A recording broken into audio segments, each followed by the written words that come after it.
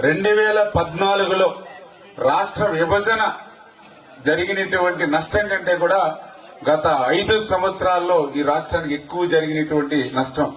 ఎందుకంటే ఈ రోజు మేము అధికారంలోకి వచ్చాక చూస్తే నా శాఖలోనే 18,000 కోట్లు ఇవాళ పెండింగ్ బిల్స్ ఉన్నాయి. నా ఇరిగేషన్ శాఖకు సంబంధించి టోటల్ గా చూస్తే దగ్గర దగ్గర 14 లక్షల కోట్ల అప్పు ఈ రోజు ఈ రాష్ట్రం మీద ఉన్నటువంటి పరిస్థితి, దుస్థితి మనకు కనిపిస్తూ ఉన్నటువంటి స్థితి. మరి ఈ రకమైనటువంటి అప్పుల్లో ఉన్నటువంటి స్థితిలో, ఆదాయం లేనిటువంటి స్థితిలో మళ్ళీ మీ అందరికీ కూడా అభివృద్ధి ఇవ్వాలి, సంక్షేమాన్ని ఇవ్వాలి. ఈ రోజు ఒక సమర్థవంతమైనటువంటి ఒక నాయకులుగా ఈ రోజు చంద్రబాబు నాయుడు గారు, పవన్ కళ్యాణ్ గారు ఈవేళ ఈ రాష్ట్రంలో ఉన్నారు కాబట్టి మరి ఆ సవాళ్ళని, ఆ కష్టాన్ని అధిగమించి మరి మీకు మేలు చేసేటువంటి విధంగా ఏదైతే ఇక లంక గ్రామాలకు గాని, ముంపు గ్రామాలకు గాని 3వ ప్రమాద హెచ్చరిక రాకపోయినప్పటికీ కూడా మీకు చిన్న కష్టానికి కూడా స్పందించేటువంటి విధంగా ప్రతి ఇంటికి కూడా 25 కేజీల బియ్యం, ఆయిల్ ప్యాకెట్, కందిపప్పు, ఉల్లిపాయలు, ఆలుగడ్డలు ఇట్లా నిత్యావసరాలన్నీ కూడా మీ ఇంటికి చేరవేయడం జరిగింది. నేను మొన్న పెద్దలెంక, కనకాయలంక వెళ్తే వాళ్ళు కూడా అదే చెప్పారు. గతంలో వరద పేకల్లోత నీళ్లలో వచ్చి నానిపోయిన తర్వాత పోరాడగా తీరిగ్గా తర్వాత ఇస్తే ఇచ్చినట్టు, లేతే లేకపోయినట్లు. కానీ ఈ రోజు మరి వరద నీరు ఇంకా మా ఇంటికి చేరకముందే ఈ ప్రభుత్వం అందించేటువంటి నిత్యావసర సరుకులు, బియ్యం మాకు అందుతున్నాయని మరి వాళ్ళందరూ కూడా చెప్తున్నటువంటి పరిస్థితి.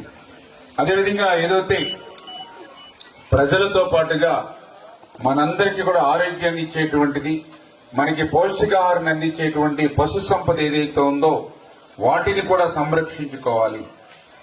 ఇవాళ రైతు బాగుంటేనే ఈ దేశం బాగుంటుంది. రైతు బాగుండాలని అంటే పశు సంపదను కూడా మనం సంరక్షించుకుంటేనే, ఎందుకంటే పాడి పంటలు రెండు కూడా బాగుంటేనే, ఆ రైతు బాగుంటేనే మా సమాజం బాగుంటుందనేటువంటి ఆలోచనతో, ఆ మోగ జీవాలకు కూడా సాయం అందించాలనేటువంటి ఆలోచనతో ఉచితంగా దానాన్ని, అది కూడా ఏదో 1-2 గ్రామాలకో, లేదా 1-2 ఇళ్లకో, 1-2 గేదెలకో, పశువులకో పరిమితం కాకుండా ఏదైతే ఇక లంక ముంపు గ్రామాలు ఏవైతే ఉన్నాయో అవన్నీ అన్నిటికీ కూడా మళ్ళీ ఆ ఊర్లో కూడా ఒకరికి ఇచ్చి ఒకరు ఇవ్వకుండా చాలా క్లియర్ గా వాళ్ళకు కూడా ఇన్స్ట్రక్షన్ ఇచ్చింది. ఎటువంటి భేదం లేకుండా, కులం, మతం, ప్రాంతం, పార్టీ అనేటువంటి భేదం లేకుండా ఎవరైతే గేదెలుండి నష్టపోయారో వాళ్ళందరికీ కూడా దాన్ని అందించమని ఆదేశించడం జరిగింది.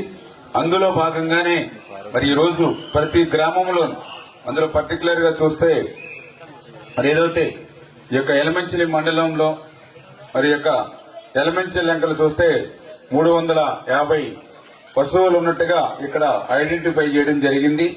ఈ 350 పశువులకి కూడా మరి 8.75 టన్నులు దానాన్ని ఉచితంగా దగ్గర దగ్గర 1,40,000, అదే మా సబ్సిడీతో మార్కెట్లో అయితే దగ్గర దగ్గర 2,80,000 రూపాయలు ఖరీదు చేసేటువంటి దానాను ఉచితంగా ఈ రోజు ఏదైతే ఇక ఎలమంచిలంక గ్రామానికి మనం అందజేయడం జరుగుతూ ఉంది.